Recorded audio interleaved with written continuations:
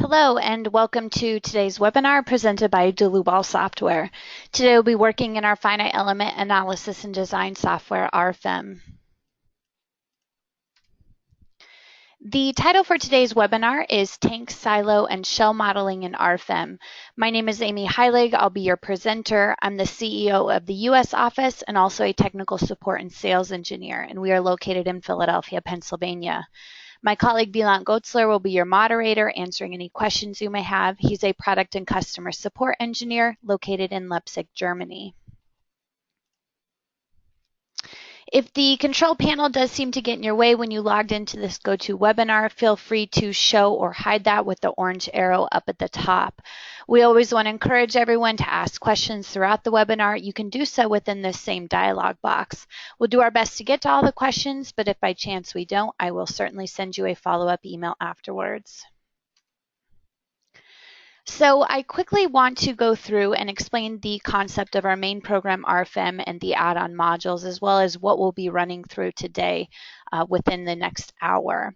So our main program RFEM is a finite element analysis program. This is where we'll be completely modeling our tank structure today. We can also integrate with BIM software such as AutoCAD, Revit, Tekla. We won't be doing this today, but there is that capability.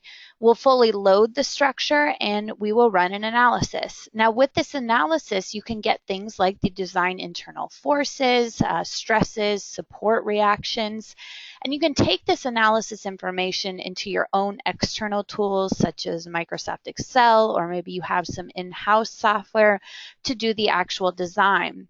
Now, in turn, you can also utilize our add-on modules within RFEM to do the design as well. So for example, today we'll be working in RF-STEEL surfaces. This will provide us with a steel surface stress and serviceability limit state design. Now this is for our 2D surface shell elements that comprise our silo structure. We will also utilize RF-STEEL AISC. This will provide us with the member ultimate and serviceability design per the AISC standard. And lastly, we will get into RF stability, and this will provide us with an eigenvalue analysis of our structure and provide us the different buckling modes under the applied load cases. So with that said, we can jump into RFEM. The first thing that we want to do when we launch a new file in RFEM is to give it a model name. And the type of model will be 3D. Now you can create the load combinations automatically according to the ASCE 7, for example. We have the Canadian standards and many other international standards. Now you can always uncheck this box to create those load combinations manually as well if you don't see a specific standard that you would like to generate them automatically with. And we can immediately jump into the program. So you can see here that we have our graphical interface window right here in the center. We have our tables to work with down here at the bottom. This will control all of our input data. Some engineers prefer to work with these tables, which we do have an import and export button directly to Microsoft Excel. Once we run an analysis, all of our results will be available in table format as well. We have our tools to work with up here at the top, and we also have our project navigator on the left. Now with the project navigator and specifically the data tab down at the bottom, well, this is going to provide us with all of our input data that we're going to see graphically here. You scroll down and you will see the long list of the add-on modules that we have available for design purposes or a little bit more advanced analysis. The display tab is going to control everything that we're viewing. So it's not going to have anything to do with the input data of the model itself, but rather how we're viewing maybe our results or what we want to show or hide within this graphical view. And lastly, once we run an analysis, we will also see our results available in this project navigator.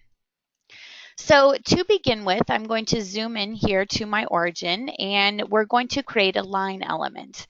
Now, instead of a straight line, we're going to choose this option here, a circle, and click on the origin and define the radius as 1.5 feet. So this is going to begin the modeling of the roof element within our silo type structure.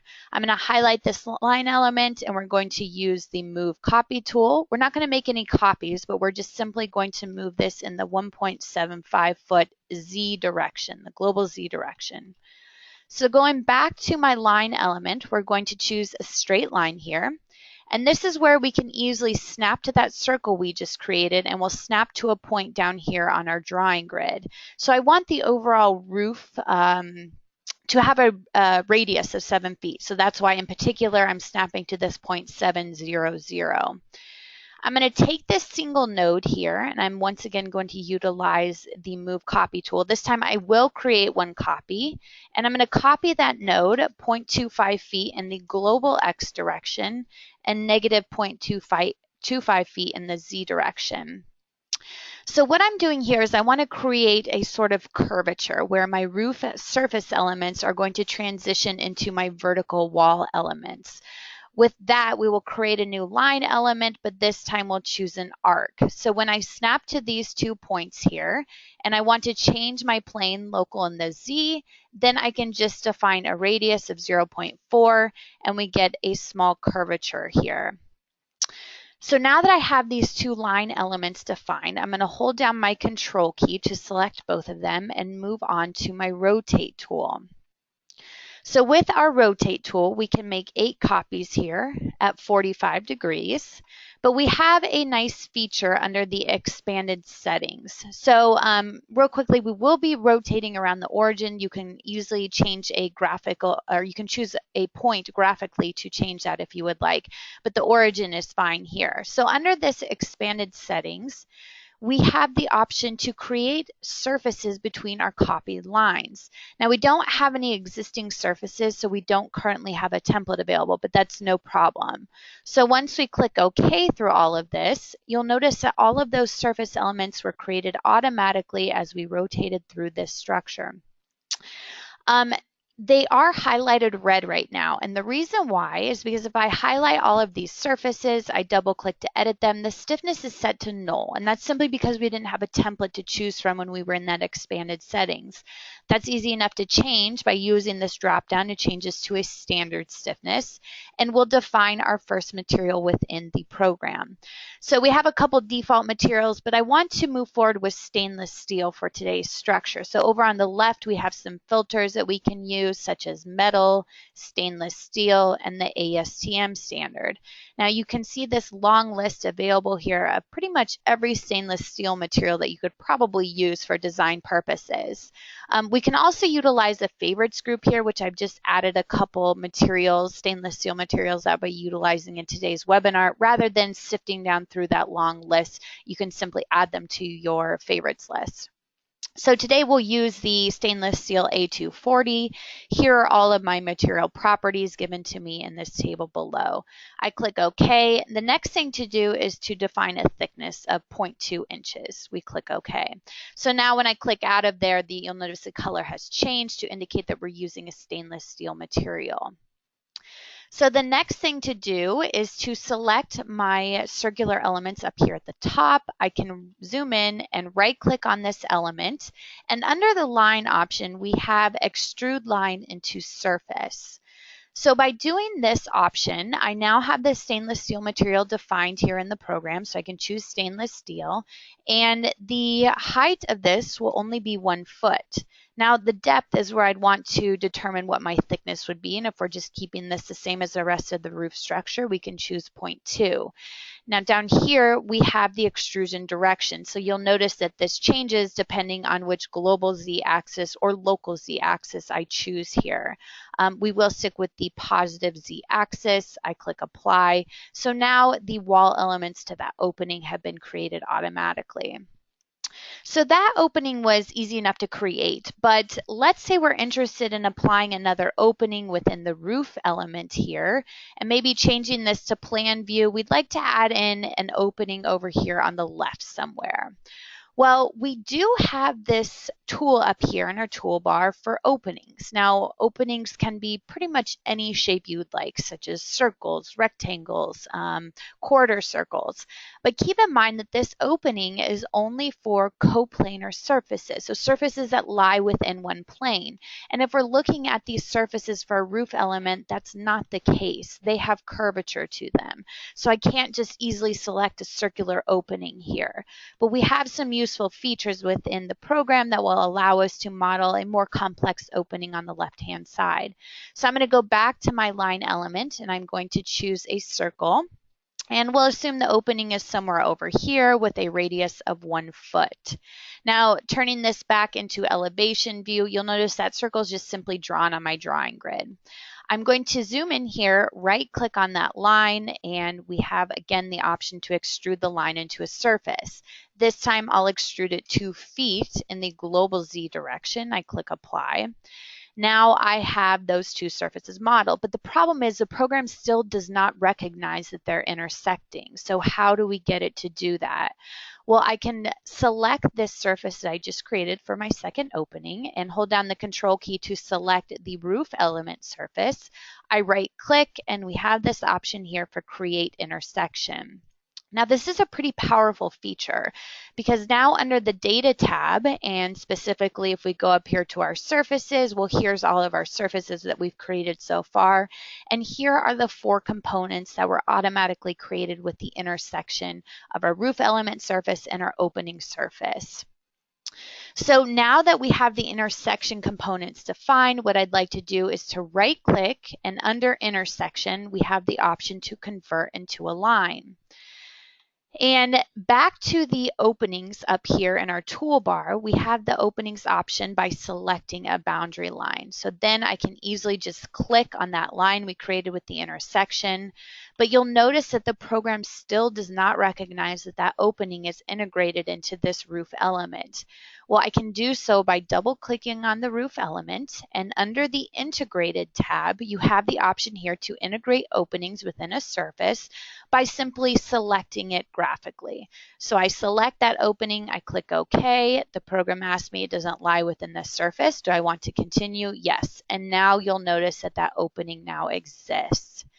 So we're almost done there, but we probably want to get rid of the surface elements below the opening.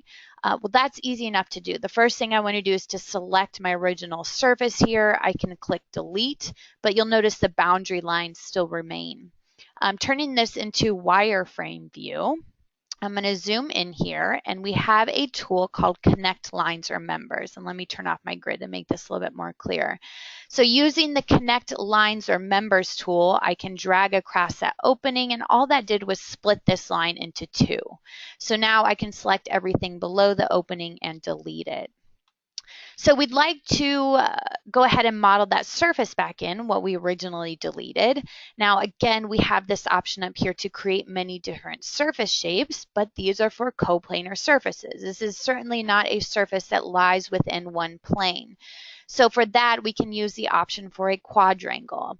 Up pops my dialog box to define my stainless steel material. My thickness remembers my settings from last time is 0.2. I click OK. All I need to do is to click a single point. The program recognizes all of the boundary lines, and turning this back into a rendered view, we can see here that that second opening was modeled. So that really entails everything for the roof element. So let's move on to the body of our silo structure.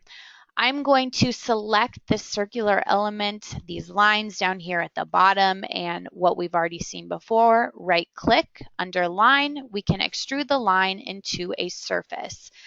This time we're going to choose something much higher at 38 feet. And I do want to increase the thickness here to something more like 0.32 inches. We probably have a lot of pressure from whatever we're filling this silo structure with. So we want to increase the thickness here. Now, again, you can choose the directions that you would like to extrude this, and it makes the most sense in our scenario to extrude this in the negative global Z direction. I hit Apply, and I can exit out of here. So now a bulk majority of this silo structure has been created.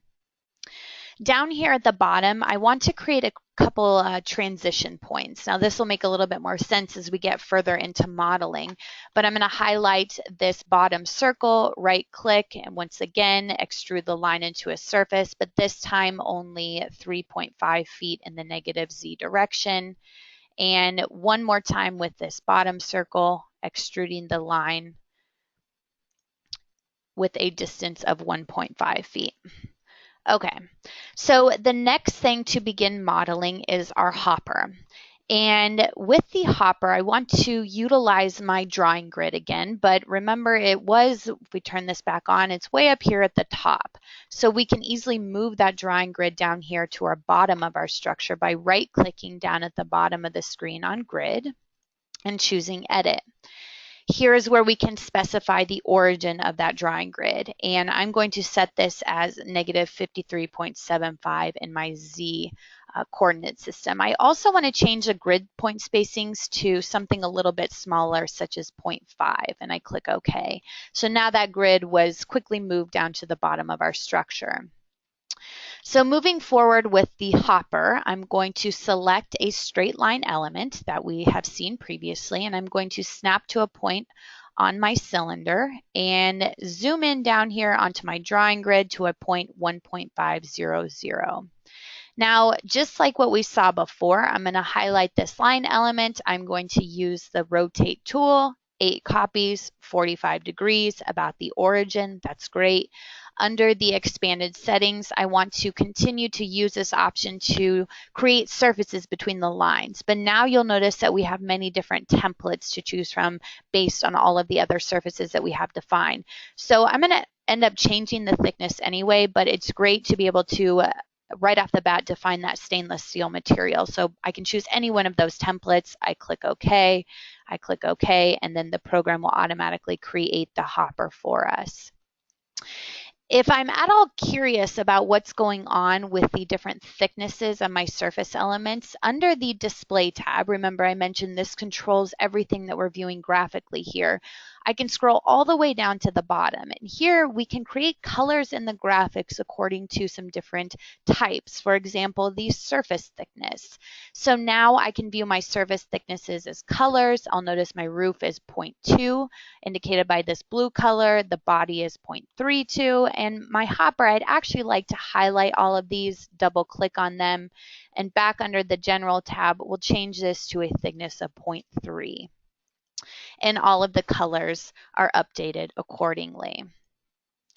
So that really entails most of the silo modeling itself as far as the body, but the next thing I'd like to move on to is something called a ring beam. Ring beams, for our purpose today, will be utilized for transitions between our supporting hot-rolled steel members and our 2D surface elements. Now, ring beams can also be things like wind girders to provide a little bit more stiffness for those lateral loads. And you'll notice I highlighted these two circular elements at the middle point here and at the bottom. And I'm going to go up to my toolbar to create a visibility by selected objects. Now, if I zoom in here, I'm going to select this entire circle. I'm going to right click, and under the line option, we can set a parallel line. With the parallel line, we set an offset distance of 0.25 feet, for example, and we can set that according to the local y-axis of the line.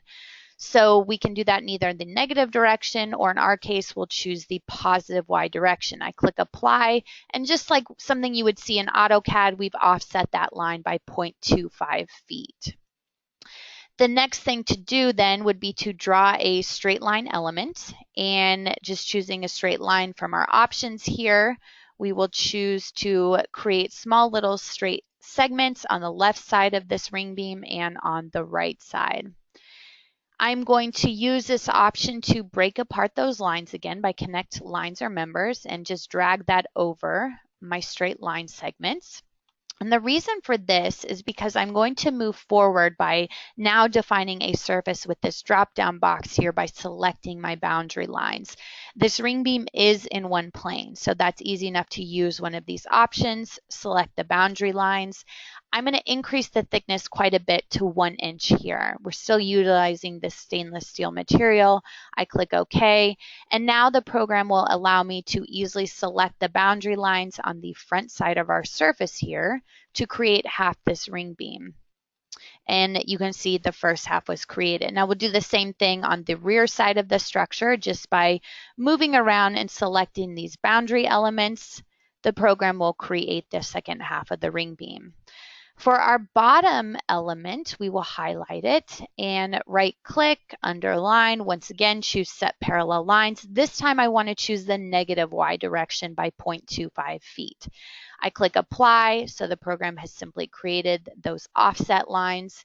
And I am going to draw in my straight line segments, just like what we saw up above on the left side of the structure. And scrolling over here to the right side of the structure. Now I'm going to break apart those lines once again by just highlighting or dragging my selection box over the straight line segments.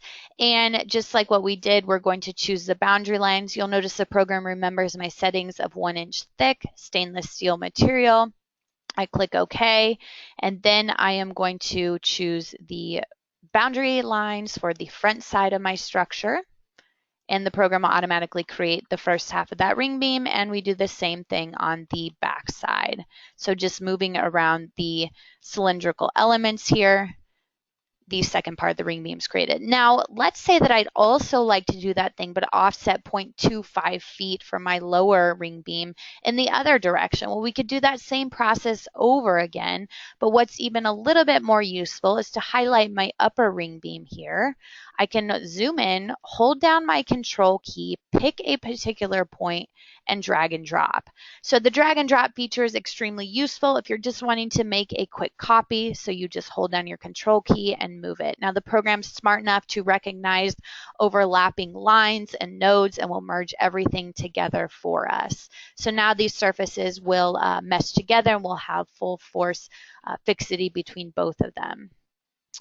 So if we cancel out of this visibility mode, we are essentially done modeling our silo structure in terms of the 3D or the 2D elements. Now we want to move on to our supporting hot rolled steel members. For this, I will jump into my new single member and we'll open up our cross-section library, and up pops a bunch of cross-section profiles. So for today, we'll specifically be in this rolled section and the circular hollow sections. Now over on the left, again, I have my filters according to the various standards. We will choose the AISC 2014. And for my columns, I'm going to choose the pipes extra strong with a 10-inch diameter. We do need to add in a new material here. So I go back to my material database and I can activate my favorites group where I've already added this steel A53 grade B. Now again, you can use the filters over on the left that we've seen before. I click OK, and now I'm ready to begin modeling my column elements. Now we could utilize our drawing grid here and snap from 2 points, change the plane, but I want to show you guys some useful features again today that make our lives a little bit easier. For example, we can just easily specify the length and direction of this column as 8 feet for the length, perpendicular to the work plane in the negative direction. So now when I zoom in here and I just simply snap to a single node, the program will automatically determine the correct magnitude, or sorry, the direction and the length of these columns. So rather than changing around our work plane several times and snapping between 2 separate points, we can easily just model in these columns here with that application. So now that I've created these 4 columns, I can hold down my control key to select all of them. And again, utilizing this drag and drop, hold down my control key to make a second column stack here. Moving on to the horizontal beams, again, going in to draw a new single member, we will open up our cross-section library. And this time we'll utilize a standard pipe with a 3-inch diameter. We've already defined steel A53 within our model, so we'll always have that available now for any future members that we'd like to model. I click OK, I click OK, and here is where I can easily just snap to these points on my column to create my horizontal beam. We'll rotate around the structure, and it's picking up some snap points from the hopper, so that's easy enough to take care of just by rotating the view a little bit. Now, we can continue on by modeling our vertical braces here, and we would want to start off with choosing a snap point here close enough to our where our columns and beams intersect, and we can snap up here to a point where it intersects the 2D surfaces.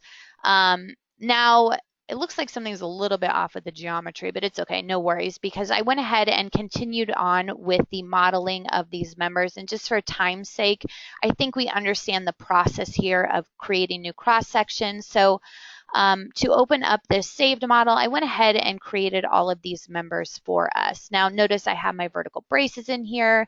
I did offset them a little bit down below the surface just to avoid large forces being transferred into these surface elements. I also added in some stiffeners along the hopper to the silo wall transition. If I double click on these are just MC shapes, MC 10 by 41, but I rotated them around to make sure that the legs of this channel section are facing outward on my silo structure. So that's really just the concept that we have there. And then I've also added in some nodal supports. Nodal supports, line supports, and surface supports can all be found up here in our toolbar. You can double click on them to take a look at what we can define in terms of our translation and our rotation, our 6 degrees of freedom. We also have spring constants in here, so it's not always the case that we have a fully fixed or a fully released condition, so you can define those spring constants here for some type of partial fixity. Then lastly, if we do have any nonlinearities with our surface, line, or nodal supports, you can model them as nonlinearities such as partial activity, sliding. Those can all be taken into account. But for our simple application today, we'll be choosing the hinged nodal support. So we want to move on then to loading the structure. The first thing to discuss before moving on to loading is something called the local axes of our surface. If I right click and I show the local axes of these surfaces, every surface element has its own X, Y, and Z axis. Now this is lowercase, not to be confused with our global X, Y, Z of the entire model. So you can imagine that when we're placing these loads on the structure, we'd like to place them according to the local Z axis in the outward direction, for example, for a pressure.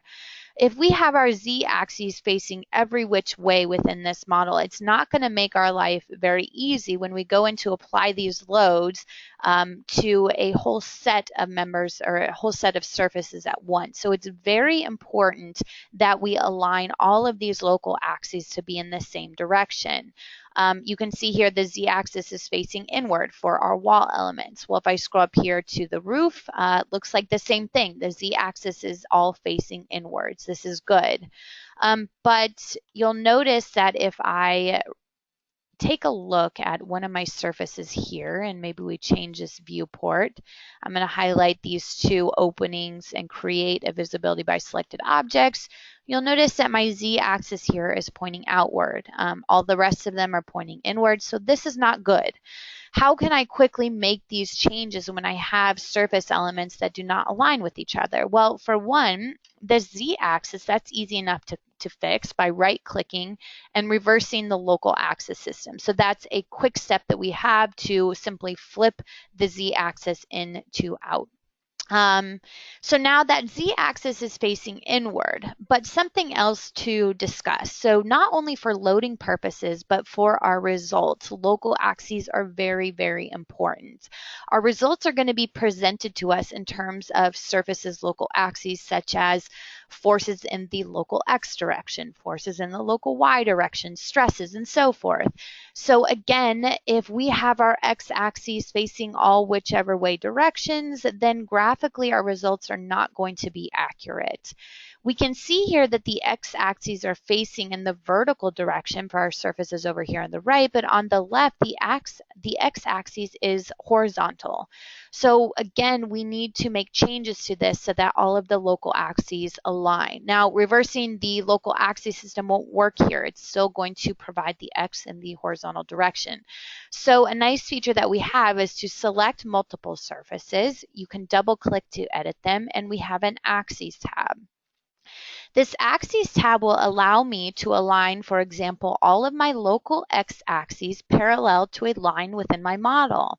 I can select a line within my model graphically, and I click OK, I click OK. Now the program automatically oriented all surfaces local axes parallel to that single line. So you can imagine how beneficial that is when you have hundreds of surfaces going in every which way direction, that we have a nice feature there to align them all at once.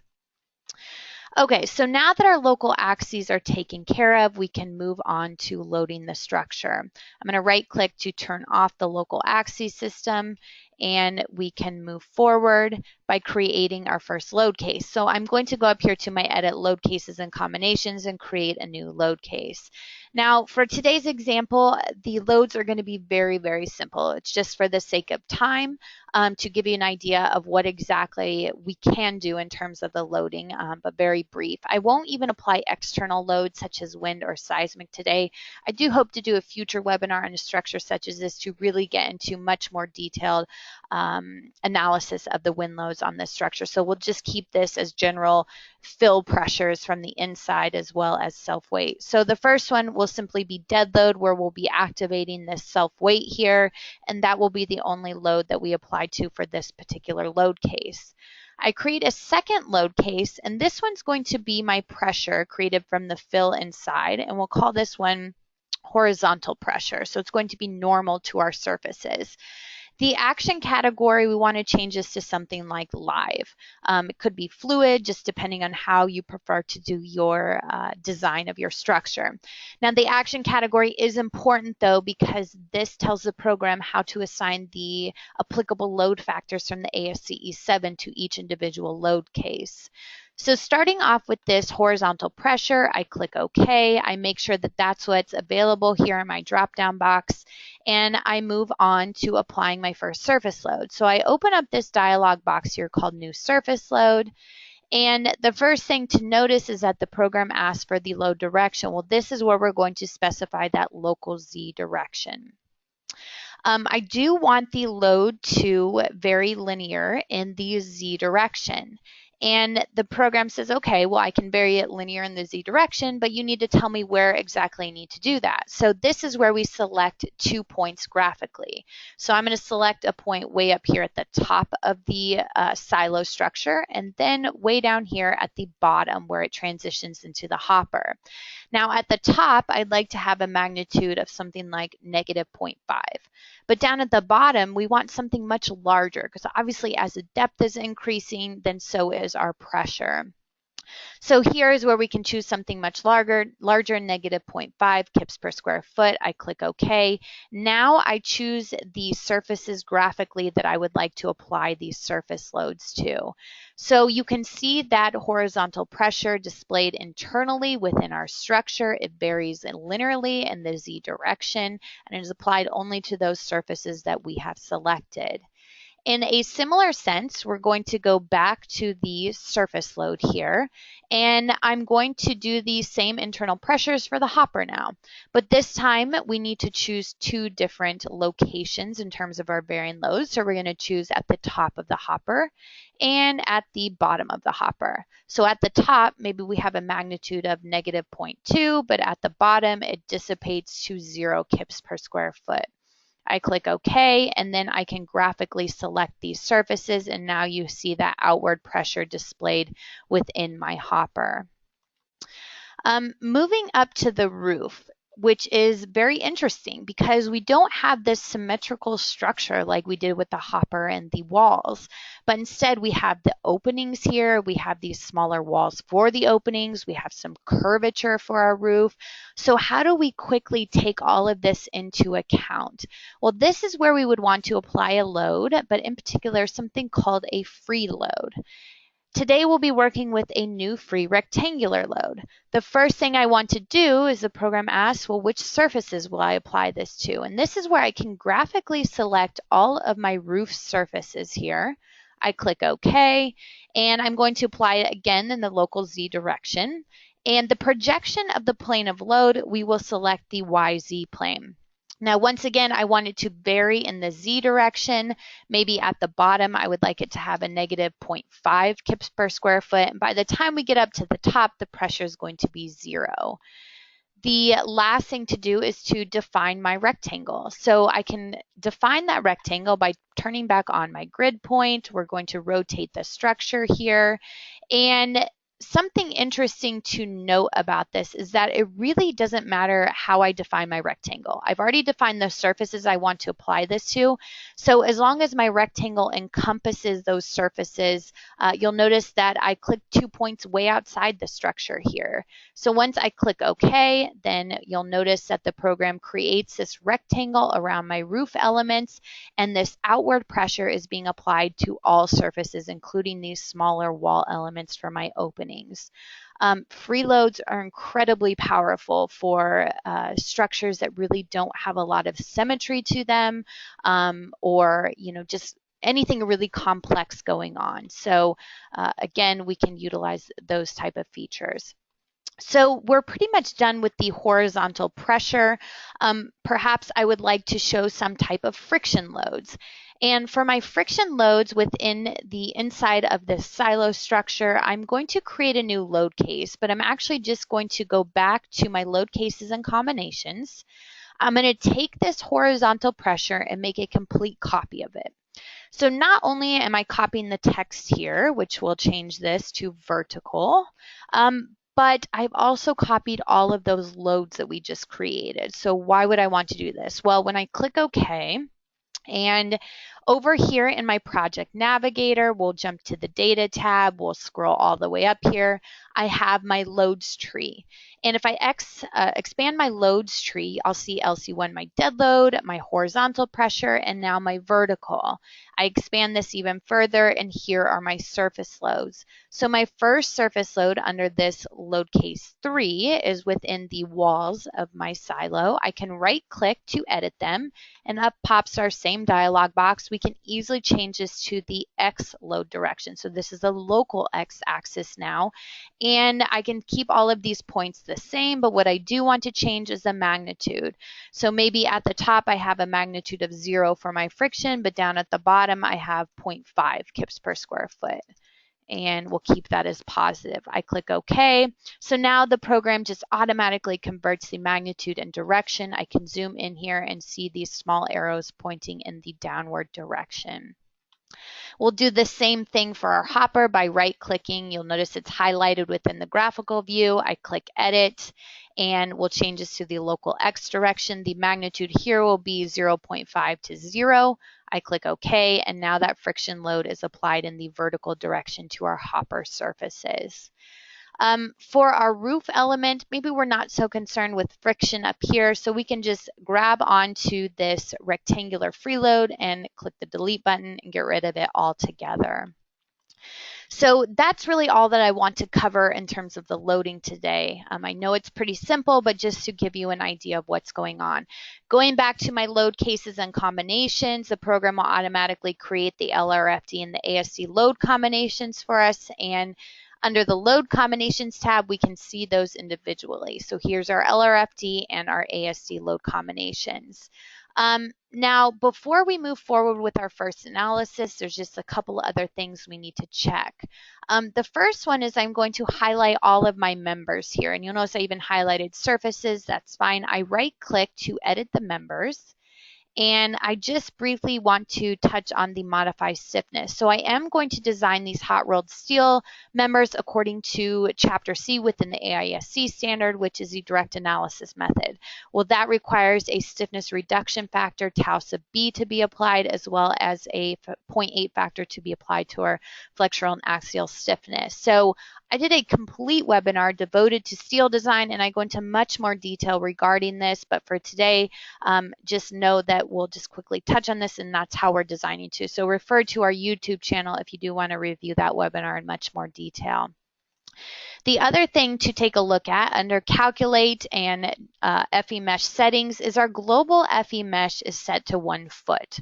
So if I click this option, Regenerate FE Mesh, I click OK, the program will automatically generate our FE Mesh for us. So we never have to worry about tying it into lines, to members. Everything is generated for us based on that FE Mesh setting of 1 foot. But if we scroll up here to the top and we take a look at our surface for our second opening, this FE mesh is not good. We have very thin triangular elements here. This just simply isn't ideal, which tells us that our FE mesh settings are too big for a surface like this. So what I can do is I can highlight these smaller surfaces here by holding down my control button. I can go down here to the bottom of my hopper, hold down my control button to do the same. And if I right click, we have the option under surface to generate an FE mesh refinement. We'll create a new one here. And this is where we can set a different target FE length. So something like 0.2 would be fine. Now I click OK, I click OK. This FE mesh refinement symbol is now shown on these particular surfaces. I go to calculate, generate FE mesh, and the program will update the smaller FE mesh for these surfaces. Now it transitions nicely back into my 1 foot global mesh setting. Same thing up here at the top. You can see this FE mesh looks quite a bit better. Now I also added FE mesh refinements about my nodes here, where I have these channel sections framing into my 2D surface element. So that's about that single node right there. If I double click on this, I can take a look at just purely where you define a radius about a node and the FE length on the inner versus the outer of the circular sphere element. So that's what's going on there. FE mesh is obviously very important in terms of a finite element analysis program. So now we are finally ready to run our first analysis. So maybe I jump down to load combination 3 here. And all of my loads are shown with the applicable load factors, and we can begin our first analysis. The program asks, should I go ahead and begin the calculation? Yes. And we will run through the nonlinear, taking into account P delta effects for this load combination 3. So after this, we can turn off our loads. Our results are displayed within the project navigator, as I mentioned before. Here's where we can take a look at the various deflections, for example, of the structure. We can also take a look at members. For example, maybe we're interested in the axial forces here of our steel columns. And lastly, we're probably interested in our surfaces as well. So our surfaces, as you'll notice, we can view the basic internal forces, again, according to the local axes. That's why I mentioned that's so important. But we also want to take a look at our stresses. So here you can see our long list of stresses available for our surfaces, whether that's shear stresses, normal stresses, principal. Most important is probably von Mises. So when I turn on my von Mises stresses, you'll notice that it looks like we have some hot spots here. So this really is probably a singularity issue. You know, we have very high stress concentrations about this single node. It looks like the stresses are at 53.28 KSI. But there's something very important that I want to point out in terms of viewing your results graphically. Back under the Display tab, and if we scroll up to our results, we expand out the surfaces tree, and we have this option for distribution of internal forces and stresses. Well, the default is continuous within surfaces.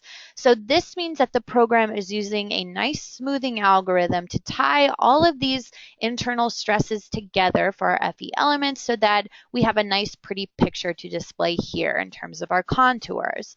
Now, this is nice maybe for viewing purposes, but what we would rather change this to is constant on elements. So now you'll notice things don't really flow together quite nicely, but what's happening if I zoom in is that each FE element has its own value. Then we're basing the contour colors on each individual FE element rather than trying to average them all together with the smoothing algorithm. You'll take a notice too that my stress went down from 58 KSI now down to 34. So you can see how this is incredibly important for how you're viewing your results. You may be over designing something if you're not viewing it correctly within any finite element software. So now that we have displayed our stresses here, the last thing I just want to mention in terms of viewing our analysis is, of course, something like our support reactions, if we wanted to do a further foundation design. And again, everything is available within our table format here. So the next thing to move on to is our first add-on module. So I want to make the clear distinction here that we are jumping into an add-on module within RFEM, and that will be RF-STEEL surfaces. So this is the add-on module. It's nothing more than a dialog box. All of our information, loads, load combinations, materials, cross-sections are all brought into these add-on modules. So I never have to redefine any of that information. But what I am going to do is just to give it a little bit more information for my stress ratio check. The first one to notice is that it asks me which surfaces do I want to design. Well, I can either check the all checkbox here, or I can graphically select just a few surfaces, whatever I would like. We can check all surfaces for this particular scenario. The ultimate limit state combinations I'd like to choose are my LRFD load combinations. Now we can also check deflections for these steel surface elements. So this is where we would choose our ASD load combinations. Then we simply move down the list. Materials, again, are brought in from RFEM. We can see here that the stainless steel material properties are shown. That's all that's applicable for these surfaces that we'll be designing. Under surfaces, this is where each individual surface is listed. Now we do have the option to even optimize these steel surface elements. We can optimize based on the thickness. So if I choose one of the optimized checkboxes here, you just give it a range between the minimum and maximum thickness and the increment that you would like it to go by. So we'll maximize or optimize based on our stress ratio. Serviceability data. Well, this is where I can graphically select all of my surfaces here, and I click OK. Now the reference length is going to be the most conservative value. So it's going to take one of the sides of the surfaces and use the most conservative value, which in our case are these long surface elements, which are 38 feet. Ideally, we'd probably define, I don't know, maybe the roof surfaces separately, the walls separately, the hopper separately, which you can do so in each individual line here. But for us, we'll just move forward with a reference length of 38 feet. So the question is, what are we comparing our serviceability deflections to? Well, under the Details tab and Serviceability, here is our limiting deflection ratio. So you'll notice there are three options here. Don't think too much into this, just pay careful attention to the characteristic. Now, the reason why we have all three is under the General Data tab.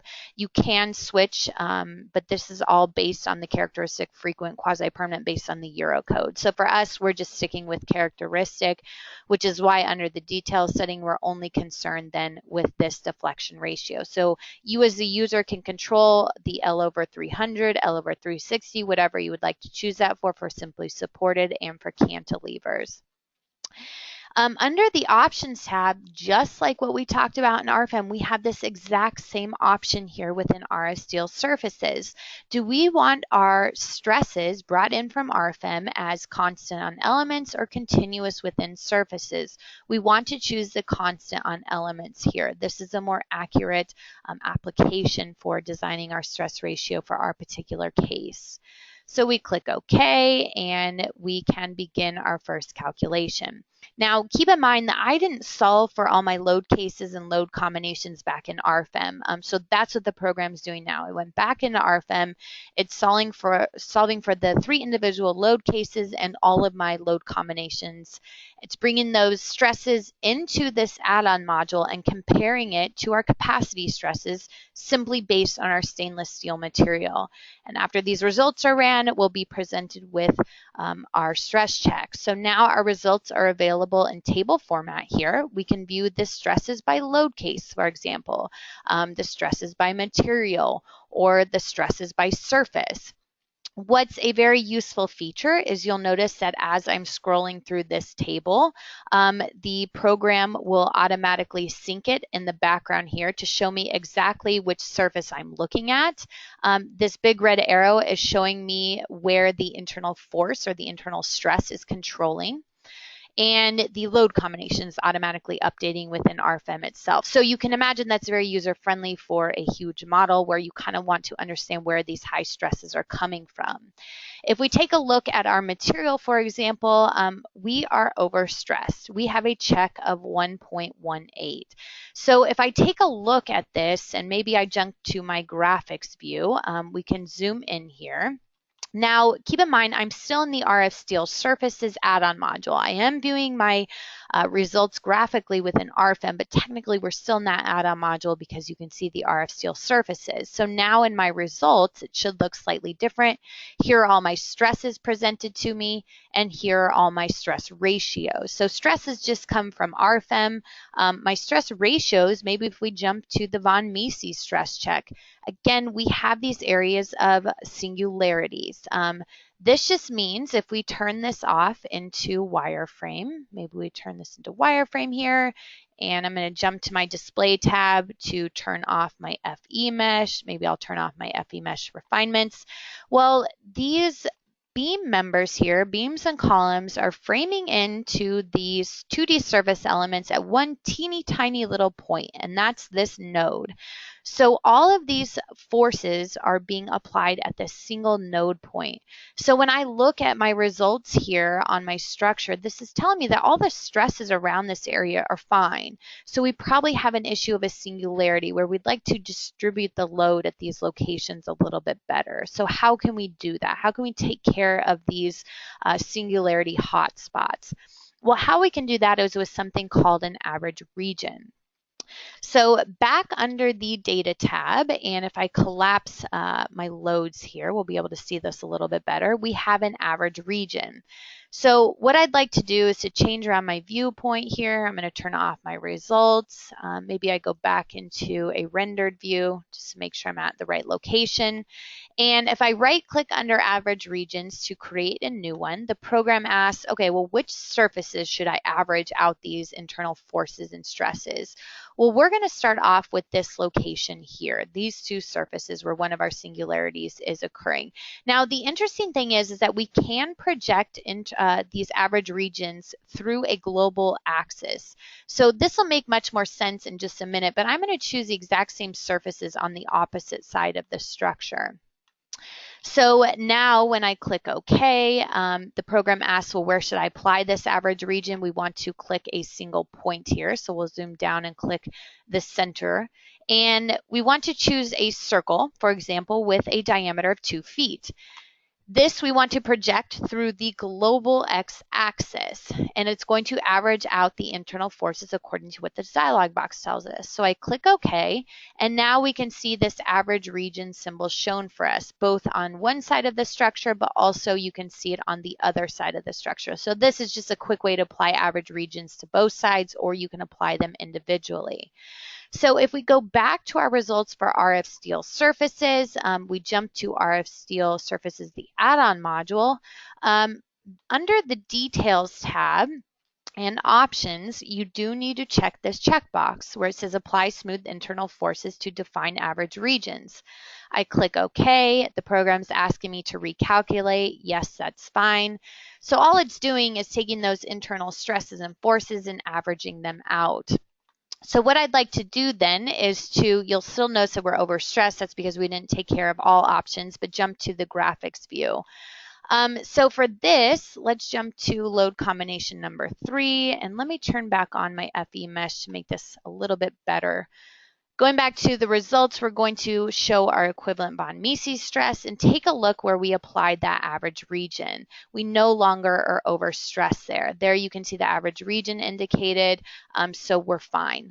So just something interesting to note that's how we can deal with singularities. I scroll around to the other side of the structure, same thing. Those singularities still exist in other locations. So what I've done under a saved model here is applied those average regions to all those singularity locations. So if we turn this into wireframe view here, I've even applied it to the locations of our ring beams to distribute that load or to average out that load where those channel sections are framing in. So now if I go back to the rendered view and maybe I take a look at my RF-STEEL surfaces, I jump to that current module.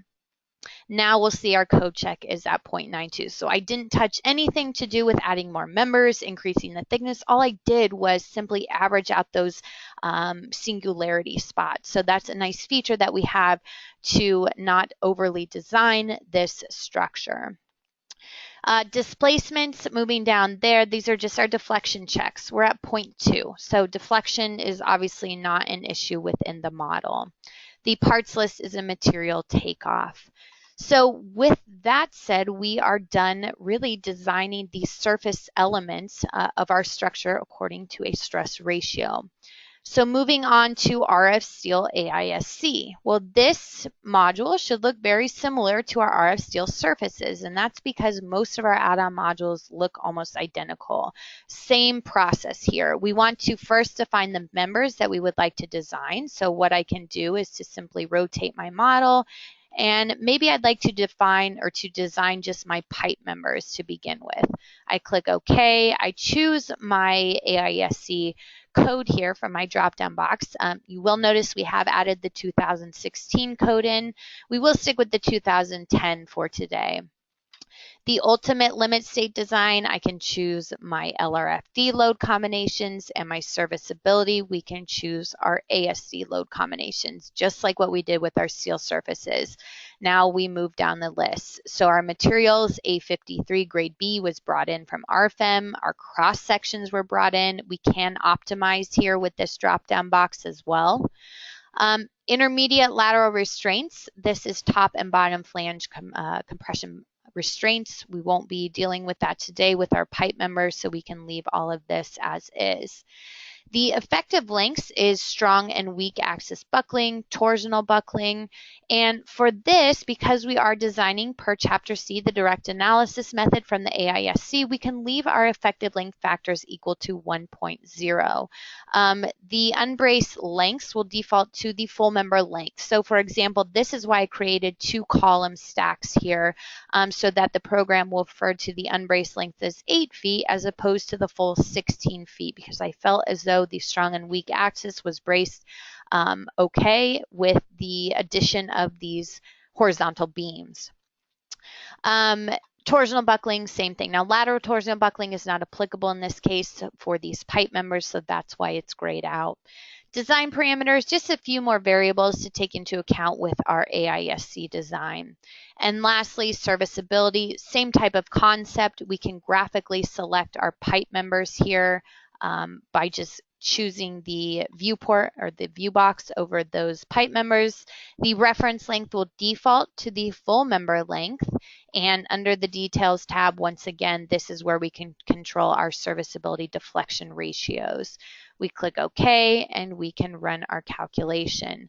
It looks like everything passes just fine according to the AISC in terms of our ultimate and serviceability limit strength, with our highest check being 0.72. So we can view the design by load case, by cross section, or by member. Again, it's synced up quite nicely to our RFEM picture in the background. The red arrow is pointing to where that controlling internal force that's being used for the code check is located. What's nice is that for a single member number 11, for example, we are giving you all code checks within the AISC, Chapter E, F, G, and so forth. For each individual code check, we have all of the given variables down here in our table, even information on whether this is slender, whether this is compact, and so forth, along with all of the code references of where these equations come from, so that we can ultimately determine our design ratio for this particular chapter. A parts list by member, again, the material takeoff. So we can also view everything graphically. We are within the RF-STEEL AISC add-on module, so this is where we could view our ultimate limit state code checks graphically, or our serviceability. Realistically, I know I flew through that, and the point being that I do have a previous webinar, once again, as I mentioned, dedicated to only AISC design, where I go into much more detail. But it's nice to know that you can design an entire industrial structure within one model. So you can design these steel elements according to a stress ratio, but we can also get design of members per the AISC, for concrete ACI, if we ever have any aluminum members, and so forth. So the final add-on module I want to touch on is RF stability. RF stability, if we launch this, once again, just a typical dialog box. This one looks a little bit different. Here is where we're going to run an eigenvalue analysis for our structure. And what this eigenvalue analysis is going to tell us is the various buckling mode shapes for our structure. Now, whether that's related to the members or even the steel plates. So the default here is 4 eigenvectors to be solved for, but we can quickly change this to 10, for example. Now, the next thing to define are the load cases or load combinations to import in to be used for this eigenvalue analysis. You'll see here our load cases and combinations are listed. Now, something like our load case 2 with our horizontal pressure, this is not ideal. And the reason why is because a horizontal pressure is going to place a lot of tension on our surface elements. Well, tension doesn't necessarily lead to a lot of different buckling mode shapes for our structure. So what would be more ideal is axial load. So something like our vertical pressure, for example, would be more useful for our eigenvalue analysis for buckling. Now, the rest of these options, I'm going to leave them as default and I won't get into them today. You can always click this little help button in the lower left-hand corner to bring you to our manual that will explain a lot of these checkboxes and options in quite a bit more detail. We will run an eigenvalue analysis according to the method by Lankos, and we can click calculate to run that calculation. Now, I already have this saved here because it does take just a second to run, not too long, but for the sake of time today, because we are at the end of the webinar, I have already solved for it. So here we will open up back our RF stability add-on module, and this will pull up our results tables. So you'll notice here that our critical load factors are initially listed. So our critical load factors are simply the factor that you can apply that load, so in our case it was LC3, before we're going to see failure of our structure according to these different buckling modes. So here are the 10 buckling modes I've solved for. The critical load factors, the ones we should be most concerned with are these smaller values here, and then we're least concerned with maybe these higher values. The magnification factor is just nothing more than a relationship between first and second order moment. So this alpha factor times our first order moment is going to equal our second order moment. We can also view the effective lengths and critical loads for our members. So this is quite interesting because once again, for a particular member number 1, we have our 10 different eigenvectors that we solve for. We're given the exact effective length here and the effective length factor. So if we were designing per the Appendix 7 within the AISC and we wanted our exact K values, we can actually import these in from RF stability into RF-STEEL AISC for an exact K value. So something very useful if you still prefer to do design per the effective length method.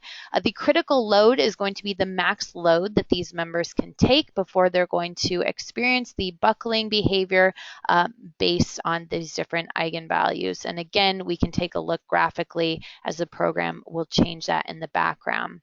We can also view eigenvectors by node, by members, and by surface. So with all this said, if we jump into the graphics view, this is probably what's going to be most interesting to us. Again, we're in RF stability here, and under our panel, we can jump to the different eigenvectors solved for.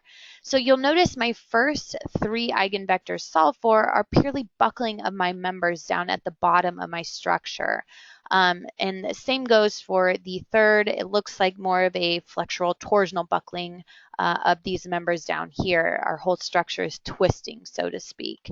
But when we get into maybe the 4th eigenmode, then that's where we start to see buckling behavior of our steel surface elements. So you can see the local buckling here right above our channel member. Maybe if we jump down to the 6th eigenmode and we circle around our structure here, again, this is where we're seeing this buckling behavior of these surface elements. And we even have some internal buckling on the other side of this. Jumping to our color panel, this is an eigenvector. It does not have any magnitude. It does not have any direction. It's just purely to give you an idea of the buckling behavior of the structure that could occur if you continue to increase those axial loads based on those critical load factors. So, jumping back to the table here, if we had critical load factors that were down around 1, 2, 3, well, that should flag us that we immediately need to pay careful attention to the structure at those buckling locations to maybe add in more stiffeners. Maybe we need to increase the thickness of our shell elements in order to prevent any type of buckling behavior that could occur. And you can imagine that this is only for this friction force, this small little friction force. So when we're adding in all of these other forces to take into account with the probable buckling behavior, that it really could be a huge influence on how we design our structure to prevent such failures. One other thing to just mention before concluding this webinar is under the Data tab, we do have another add-on module called RFEM. RFEM is very powerful because what we can do here is to import one of those buckling modes from RF stability. For example, if we're interested in the eigenmode number 6 from RF stability, well, we can import that in and we can actually pre-deform the initial model. So what does that mean? Well, we'll take that buckling shape from eigenmode number 6, we give it a value, a magnitude, and a direction, so maybe something like 0.2 inches, and we can generate the pre-deformed FE mesh. So once we click generate, then the program will come up with all of the FE nodes that take into account this possible buckling shape of our structure, and they are all listed here, every FE mesh element. So what's interesting about this is, why would we want to do this? Well, in the AISC, for example, one of the options in Chapter C is the direct modeling of imperfections. And with this, we can take into account, if this surface wasn't manufactured quite properly, we want to add in these imperfections before we run our additional static analysis, and you can do so with the RFEM add-on module. So again, I did a previous webinar different from the one I mentioned before. It's called Advanced Steel Design, where I do this whole process importing in RF stability into RFEM, and then we take that a step further with adding in some additional static loads to run our analysis. So if you are interested in that, certainly let me know, and I'll be happy to send that to you and show you where that's at on our YouTube channel.